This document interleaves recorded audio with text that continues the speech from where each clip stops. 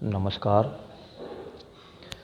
आजकल हम social media पर बहुत देख रहे हैं कि कई बार लिखा होता है कि माता पिता मिल जाएंगे लाख 84 माई, गुरु और सत भक्ति मिलने को नहीं।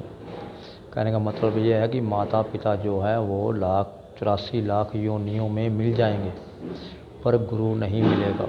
अब आदमी उनसे पूछने वाला हो, जो गुरु है वो किससे पैदा हुआ? वो भी तो माता और पिता से ही पैदा हुआ होगा। क्या वह ऊपर से आसमान से टपका है? गुरु के भी माता पिता है। अगर माता पिता नहीं होगा, माता पिता से पैदा नहीं होगा, तो वो गुरु कैसे आ जाएगा यहाँ पर? माता पिता के बिना तो कोई भी जीव इस संसार में नहीं आया। सबसे पहले माता पिता है, उसके बाद जो है वो गुरु होते हैं, लेकिन सबसे पहले तो माता पिता ही है।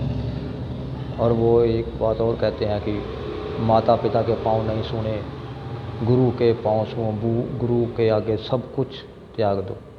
अब ये कैसी मूर्खता भरी बातें हैं। जिस माता पिता ने हमें जन्म दिया, उसको ना झुककर, उसकी सेवा ना करके हम दूसरे किसी आदमी की सेवा करें, उसके आगे दंडवत या प्रणाम करें या उसके आगे माथे टेकें, यह किधर का नियम है भाई?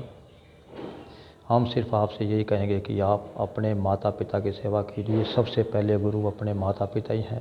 माता पिता थे तभी आप इस संसार में आए, नहीं तो आप संसार में कैसे आते? संसार में नहीं आते तो गुरु कहाँ से पाते?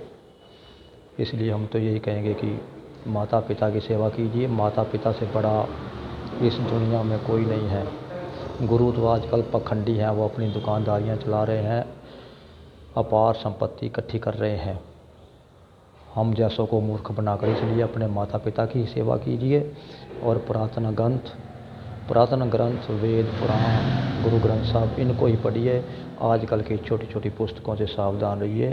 फिर मैं एक बार कहूँगा कि माता पिता की सेवा ही सफल है। बाकी आजकल के पखंडी गुरुओं से सावधान रहिए।